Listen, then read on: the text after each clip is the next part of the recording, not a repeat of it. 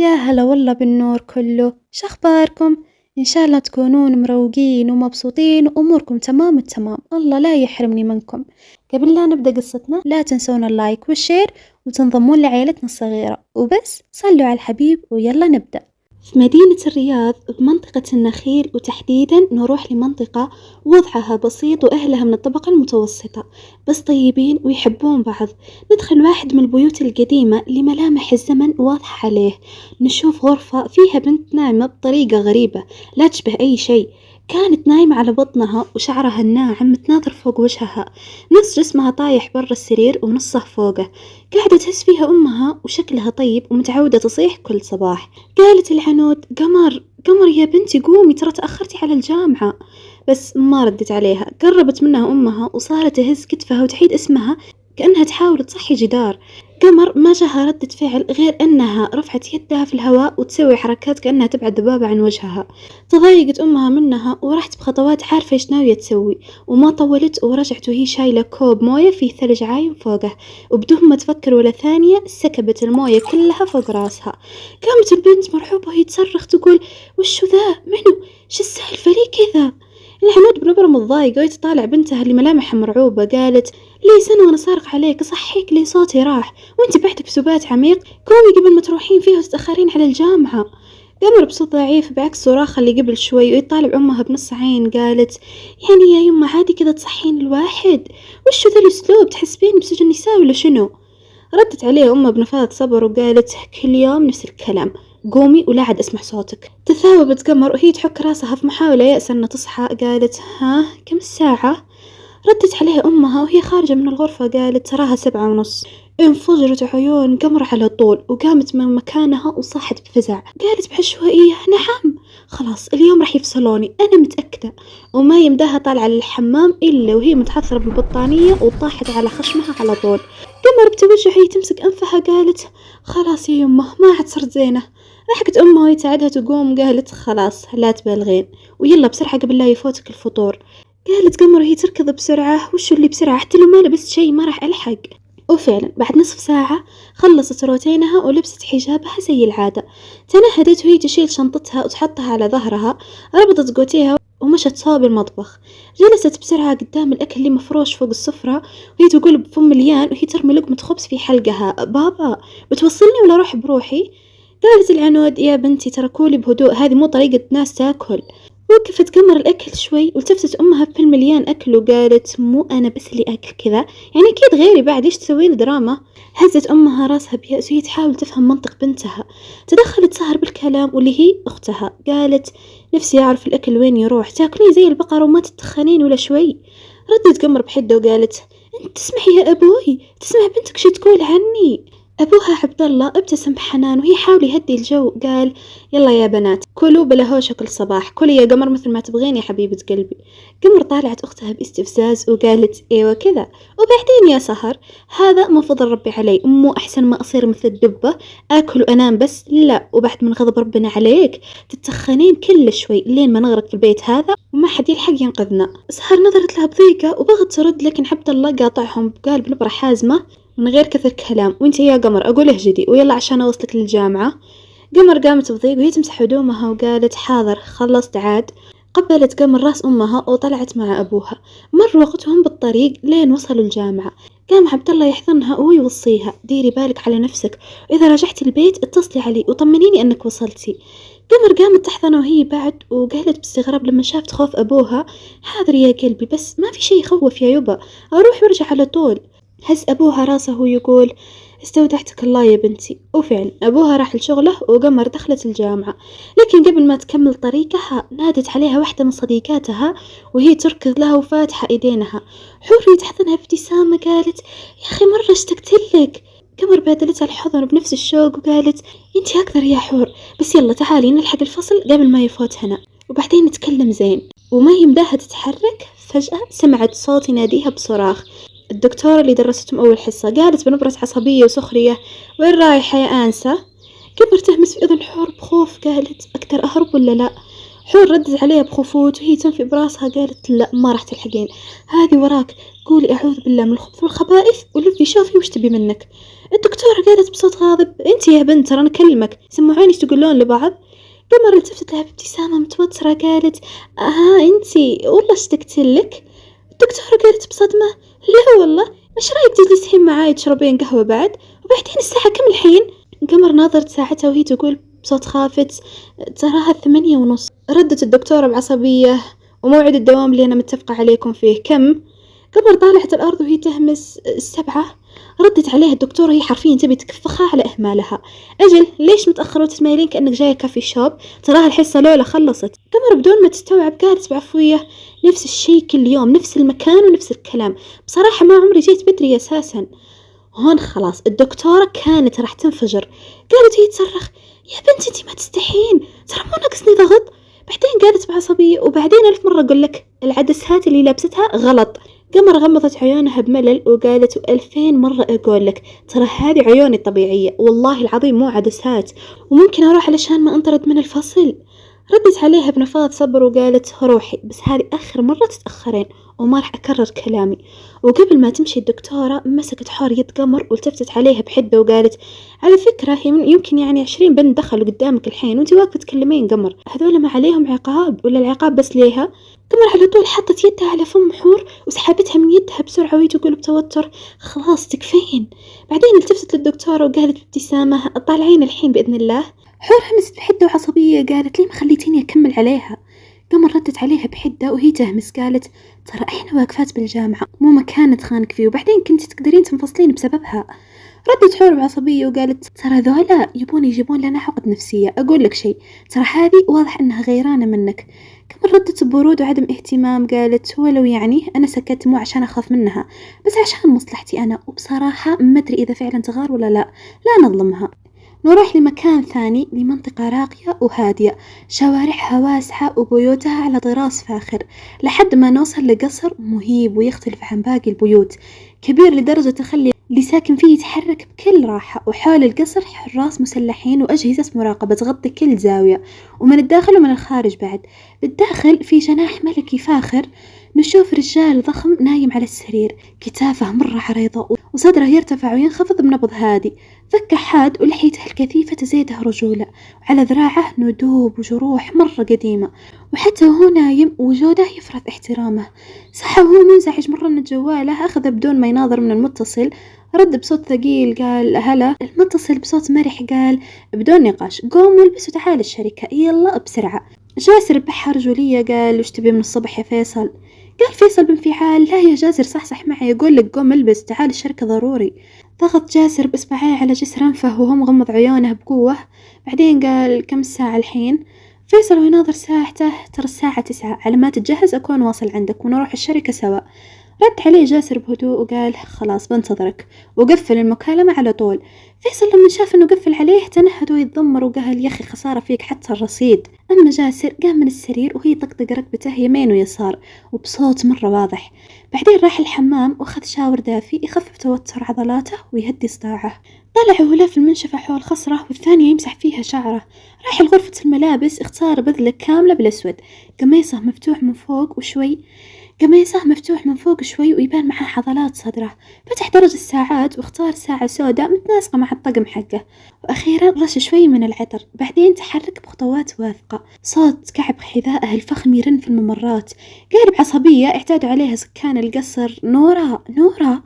جت نورا وهي تركض على طول، قالت بخوف أنا هنا إيش تبي؟ رد عليها جاسر بصرامة وقال جهزي قهوتي بسرعة. نورا بخضوع قالت حاضر ثواني وتكون جهزت. جلس على الطاولة وهو يقلب الملفات لين دخل عليه فيصل بابتسامة وهو يقول صباح الخير جسورة. تنحت جاسر بعصبية وقال كم مرة قايلك لا تناديني بهالاسم. فيصل وهو يلوح بإيدها قال لي يا أخي خلاص تسوي نفسك هالك ولا وشو، بمزح معاك بس. تجاهله جاسر ورجع يركز على اللي قدامه، هو يشوف نورا جايبة معاها القهوة، حطتها على الطاولة وجلست تنتظر إذا يبي شيء ثاني. رفع جاسر ايده وكأنه يقول خلاص ما بي شيء، وفعلا راحت نورا وهو شرب قهوته بامتعاض، بعدين قال سويت اللي قلت لك عليه. فيصل بجدية قال الوفد الأمريكي تراه جاي اليوم، أول ما يوصلون يكلمونا نحدد موعد اجتماع وتوقيع العقد بعد، والشحنة توصل بالليل. جاسر وقف بجدية وهو يتجه للباب، قال تمام، أبيك أنت اللي تستلم شحن اليوم وتعلمني أول بأول إيش قاعد يصير.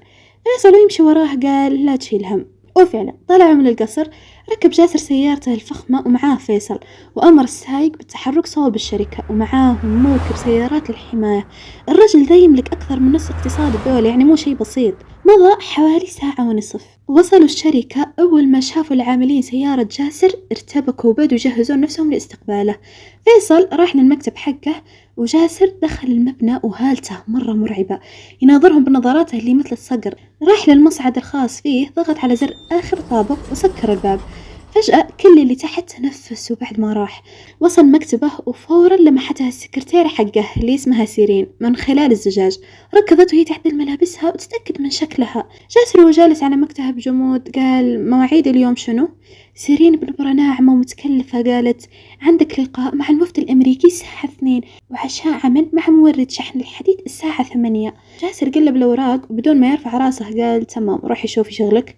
بدت سيرين تتردد شوي، بعدين قالت بصوت رقيق وحركات محسوبة طيب طال عمرك، ما تحتاج شي ثاني. لكن جاسر مد يده بعصبية وقال وشو الحركات القذرة هذه؟ تدرين ايش قاعدة تسوين؟ بعدين قال بصوت عالي اطلع الحين من المكتب وما أبي أشوف وجهك إلا إذا ناديتك، تسمعين؟ هزت راسها بخوف واضح وطلعت وهي تموت من القهر. مسكت يدها اللي تعورت وهي تطالع جاسر من خلف زجاج مكتبه، وتوعدت بصوت غاضب بينها وبين نفسها والله لأخليك تركع عند رجولي يا جاسر، أنا وبس اللي آخذك. وبعدين ابتسمت وهي تتخيل أنه كل فلوسه صارت ملكها. نروح لبيت قمر وعائلتها. انتهى اليوم وجاء المساء، كانوا قاعدين بالصالة، الجو عايل ودافي. كانوا قمر وسهر قاعدين مع بعض يتبادلون الكلام، وما تخلى جلستهم من شوية مزح ومهاوشات. أما عند العنود وعبد الله فكانوا يتكلمون في كل المواضيع. لين بادرت العنود هي ساندة يدها على وجهها قالت ايش سويت اليوم بالشغل يا عبد الله؟ قال عبد الله يتنهد والله الشغل ترى مرة متعب، والمدير ما يسمح بأي غلط. اليوم السكرتيرة ما جابت له الورق بالظرف خلال 5 دقائق مثل ما قال لها، كان راح يطيح الشركة فوق دماغنا. قبل انتبهت الكلام أبوها، بعدين ردت بسخط وقالت ليش كذا؟ ما في حد يقدر عليه ولا إيش؟ عبد الله نظرها بهدوء وقال ما في أحد يقدر عليه إلا ربنا. أنتي ما تعرفين هذا الشخص عامل كأنه شيطان متخفي بصورة إنسان. قمر بدهشة قالت سلامات لهالدرجة؟ عبد الله بتأكيد قال ايوه واكثر بعد، هذا الشخص سوى كل الغلط، الله يحفظنا، زنا وشراب ويعرف نساء بعدد شعر راسه، وما في احد يقدر يقول له انت ايش قاعدة تسوي. استغفرت العنود ربها، وقمر وسهر سوت مثلها بتقزز. معقول في ناس بهالوحشية؟ قمر بتقزز قالت احساسي انه شايب وكبير واسنانه صفراء مو كذا. عبد الله ضحك على كلامها، بعدين قال لا بالعكس، هذا شاب في الثلاثينات، طويل وسيم ومرة فخم وله هيبة وأي بنت تتمناه. عيبه الوحيد أنه ما ترك شيء حرام إلا وسواه. بعدين قال بنبرة مأساوية ما أدري من ذا الكلام، بس حتى القتل يقولون أنه قتل حارس عنده قبل كذا لمجرد أنه شاك أنه ممكن يكون يشتغل حساب أحد من أعدائه. الحنوت شاقت بفزع وقالت أعوذ بالله، عبد الله أنت لازم تترك الشغل عند الرجال هذا، أكيد كل فلوسه حرام. سهر أيدت كلام أمها وقالت صح يا يبا. عبد الله بتعقل ورزانة قال يعني بسهولة ترك الشغل كذا؟ سهر بتساؤل قالت إيش اسمه الرجل هذا؟ عبد الله قال ترى اسمه جاسر الدماس. كبر انتبهت للاسم المألوف بالنسبة لها، بعدين قالت لحظة، مو هذا اللي عنده قصر كبير في المكان الفلاني؟ رد عليه عبد الله بتأكيد وقال ايوه بالضبط، وبعدين دام تعرفينه ليه تخيلتينه وهو عجوز؟ قمر قالت بتفسير ايوه بس انا سمعت عنه بس ما شفتها قبل كذا، عشان كذا افتكرته كبير بالعمر، يعني لأنه غني لدرجة أنه مستحيل يسوي كل الأملاك والفلوس هذه في السن ذا. قالت العنود بخوف الله يكفينا شر الناس ذولا. بعدين قالت يلا روح ناموا عشان تقومون بكرة. بعدها طفت التلفاز وكل واحد راح لغرفته. نروح لمكان ثاني، كان واقف والظلام محيط به من كل جهة، ما يقدر حتى يشوف يده. ظل يركض ويركض لين كادت أنفاسه تنقطع وهو يدور على أي بقعة تنور له طريقه. توقف فجأة لما شاف شيء بعيد، حاول يقرب منه وهو يلهث، وكل ما يقرب كل ما اتضحت الرؤية، لين قدر يشوفها بوضوح. كانت بنت لابسة فستان أبيض يفصل من حنايات جسدها بنعومة، شعرها الأسود الطويل مسترسل على ظهرها. فجأة التفتت له، ويا ليتها ما التفتت، وقع صريعا في عيونها العسلية، الشيء الوحيد اللي يقدر يشوفه في وسط الظلام كله. ظل يتفحص وجهها، عيونها، أنفها، شفايفها. بعد دقايق ظل يتأمل هالملاك اللي قدامه. بعدين صارت تهمس بشيء بس ما قدر يسمعها. حاول يتقدم شوي بس كسر تأمله بداية اختفائها. حاول يلحقها ويصارخ عليها بس في شيء كان يمنعه، لين اختفت من قدامه. استيقظ جاسر وهو يلهث، جبينه متحرك وكأنه ركض لأميال طويلة. ظل على هذا الحال دقايق لين قام من السرير عاري الصدر ودخل الشرفة اللي بغرفته. أخرج علبة السجاير وشعل سيجارته. ظل ينفض الدخان بشرود ويتذكر أدق تفاصيلها، عيونها العسلية وطول حياته ما شاف عينين بمثلها، شعرها الأسود الطويل وبشرتها البيضة. فعلا في بنت بالصفات؟ لا، مستحيل تكون بنت، هذه مستحيل تكون بنت. ظل شارد فيها وفي تفاصيلها لين جاء وقت الذهاب للشغل، وفعلا تجهز وراح للشركة. بعد ساعات من العمل قرر يرتاح شوي. رفع أكمام قميصه الأسود لين ظهرت عروق يديه، استند براسه للخلف على المقعد وغمض عينيه وحاول يتذكر ملامحها، لين قطع عليه صفوته كالعادة. فيصل قال بمرحل معتاد: كذا يا جسورة، ليه ما اتصلت فيني ولا عرفت أني جيت؟ حاولت أكلمك وما رديت علي. وما يكمل كلامه لاحظ عدم استجابة جاسر. حاول يرفع صوته لين يسمعه لكن ما في فايدة. ظل دقايق لين أخيرا استجاب له جاسر. جاسر باستغراب يرفع راسه ويناظر صديقه. قال: فيصل، إن جيت متى؟ فيصل بدهشة قال: إن جيت متى؟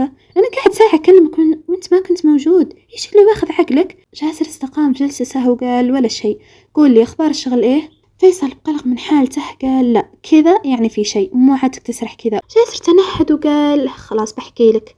بعدها حكى له كل اللي شافه في منامه، ووصف الفتاة طبعا ما قال له لون شعرها ولا تفاصيلها.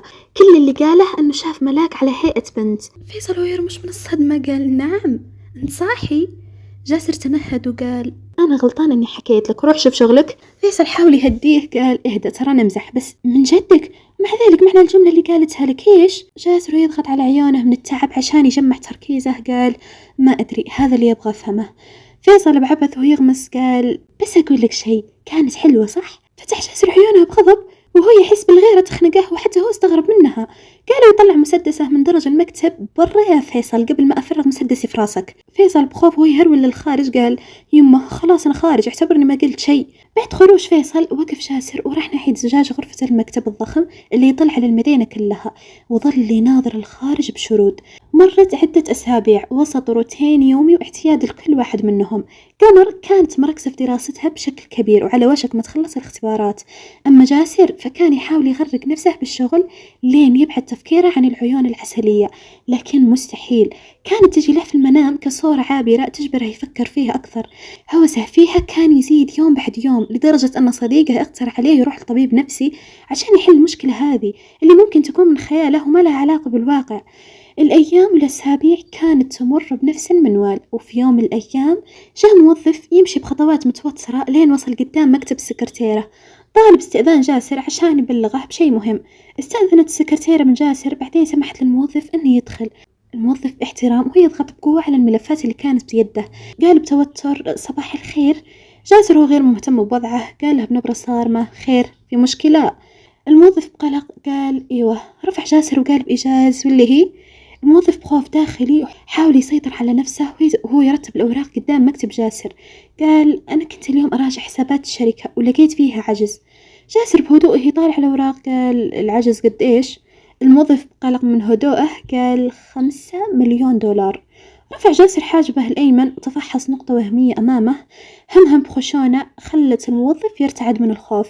قام مكانها ببطء وقال بفحيح: خلاص فيك تروح على شغلك. استغرب الموظف من طلب مديره عكس توقعه تماما، لكنها انصاع على طول. أما جاسر فظل يفكر مين اللي تجرأ يظنه مغفل لين يختلس من أمواله.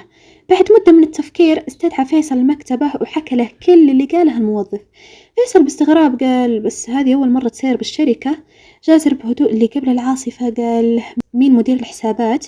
فيصل بقلق من هدوء صديقه قال: إذا ما خيبتني ذاكرتي أظن اسمه عبد الله، بس شغال معانا من 6 سنين وما قصر يوم في شغله، بالعكس من أفضل الموظفين عندنا. جاسر بعينين سودا وقال ويتوحد: معلوماته تجيني اليوم بالليل. فيصل حاول يقنعه، قال جاسر بلاش تسوي شي قبل ما تتأكد عشان ما تظلمه. وبعدين قاطعه جاسر وهو يضرب المكتب بقوة، قال اللي أقول عليه يتنفذ وما تتدخل في شي مو من شغلك يا فيصل. فيصل فضل ساكت ويدري السبب اللي خلاه معصب كذا، وما كان في يده يسوي شي. مرت ساعات ورجع جاسر للبيت، جلس يتابع شغله في المكتب بالمنزل لين دخل فيصل وهو شايل بعض الأوراق. قال كل معلوماته من يوم ما تولد لين اليوم هذه كلها عندك. بعدين قال بفضول وترقب بس ما قلت ليش ناوي تسوي؟ جاسر بهدوء التقط الأوراق، تعرف بعدين. فيصل ضيق عيونها بشك وقال هدوءك هذا مو مريحني، قلب الأم اللي بداخلي يقول إنك ناوي تسوي مصيبة. جاسر شافها بحده وقال يا أخي أنت ما تفهم، إيش قلب الأم هذا، قلت لك مالك شغل. فيصل جلس يتذمر على كلامه، بعدين قال هو يقوم خير تسوي شين تلقى، حتى كلمة شكر ما في، هذه كانت صحوبية زفت على راسي. بعدين لما شاف نظرات جاسر المصوبة نحوه سكر حلقه على طول، بعدين ابتعد عنها شوي وقال هو هارب قلت زفت على راسي أنا وشو ما أشتم نفسي بعد. أما جاسر ابتسم على كلام صديقه وما قال شيء، ظل يتفحص الأوراق اللي بيده بتمعن شديد. عبد الله القحطاني 58 سنة، يسكن في الرياض بحي قديم اسمه كذا، تحديدا بشارع كذا. عائلته متوسطة الحال، متزوج من امرأة اسمها العنود وعنده بنتان قمر وسهر. قمر عمرها 19 في سنتها الأولى بكلية الطب، وسهر عندها 23 في سنتها الرابعة بكلية التجارة. أما عبد الله كان يشتغل في أحد البنوك وبعدين التحق بشركة آل دماس، اشتغل فيها 6 سنوات لين صار مدير الحسابات، وحصل له عدة ترقيات بسبب إتقانه واجتهاده في الشغل. انتهى جاسر من قراءة الملف، بعدين قال بسخرية واضح أنه مجتهد مرة، وعزم براسه أنه يسوي شيء يخليه يتأدب علشان ما يستغفلونه مرة ثانية. قمر كانت راجع دروسها بهدوء وتركيز، وفجأة حست بوخزة قوية أسفل يسار صدرها، حطت يدها على صدرها بألم وتركت الكتاب اللي بيدها وركضت عند أمها. خرجت من الغرفة وهي تبحث عنها، ووقت ما خرجت العنود من المطبخ إيش يا قمر في شيء؟ قمر بألم قالت حاسة قلبي يوجعني. العنود بنبرة مطمئنة قالت لا ما في شيء، ممكن يكون بس قلق من الامتحانات أو تعب المذاكرة، ادخلي نامي وريحي جسمك شوي وبالنهار تصحين تمام. قمر هي تتمسك بقلبها قالت حاضر يا يمه، وفعلا رجعت غرفتها مرة ثانية وهي تتنهد بخفوت. أما أمها ظلت بمكانها خايفة على بنتها، كانت تحس بشعور مو كويس تجاه الصغيرة وما اكتفت بهالشي، بعد كانت تشوفها في المنام تستنجد فيها عشان تنقذها، وهذا اللي يزود الخوف والقلق بداخلها. مر يومين على هالأحداث، وكانوا سهر وعبد الله والعنود جالسين يتابعون التلفاز ويتبادلون الحديث في غرفة المعيشة.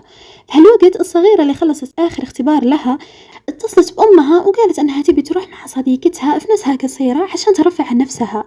وفعلا راحت هي وحور، ووسط هالأجواء انتفض الجميع بذعر لما شافوا أشخاص، لا مو أشخاص، دبابات بشرية يقتحمون عليهم البيت.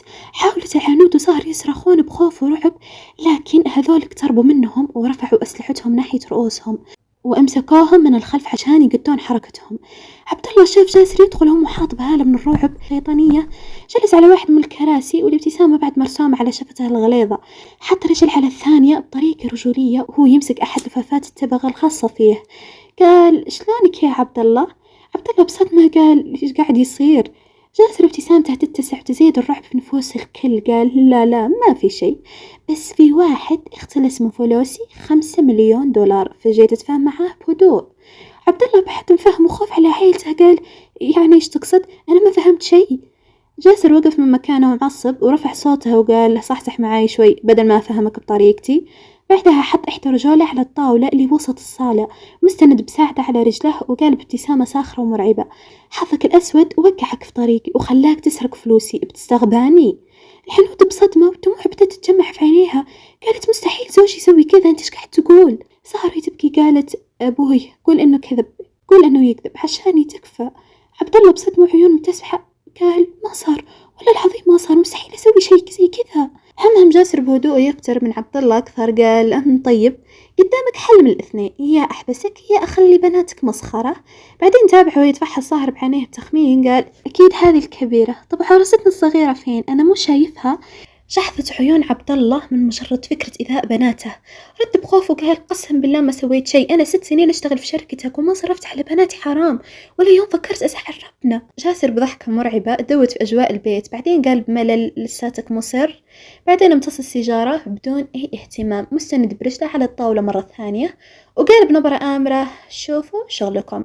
وما بقى إلا ثواني ودوى صوت صراخ صهر في البيت وهي محاصرة من الرجال، بين ما واحد منهم بدأ يمسك ثيابها والعنود تتلوى بين إيديهم وهي تحاول تنقذ بنتها وهي تصرخ. حاول عبد الله يهرب من قبضتهم وهو يصرخ ويترجاهم، لكن محاولته فشلت. برا البيت كانت ودعت قمر حور وحاولت تخرج المفتاح من جيبها وهي بطريقها للبيت، بس ابتسامتها تلاشت من وجهها تدريجيا لما سمعت الصوت الصادر من بيتهم. ركضت على طول بخوف وذعر، سخطت شنطتها وهاتفها بعد لكن ما اهتمت. وصلت البيت واستغربت لما شافت الباب مفتوح، ركضت للداخل بدون ما تفكر، وانصدمت أكثر لما شافت الحالة اللي كانت فيها عائلتها. ركضت وهي تصرخ وتتساءل عن هويتهم وهي تحاول تفك قبضتهم عن شقيقتها، لكن أحدهم دفها بقوة لين طاحت على الأرض وانزاح حجابها شوي وبانت خصلات شعرها الأسود. شهقت بألم وصارت تصيح وتترجاهم علشان يتركونها ويتركون أختها بعد، وكل هذا صار تحت أنظار جاسر اللي بعده ما شاف وجهها. إذا تبون الجزء الثاني قولوا لي بالتعليقات.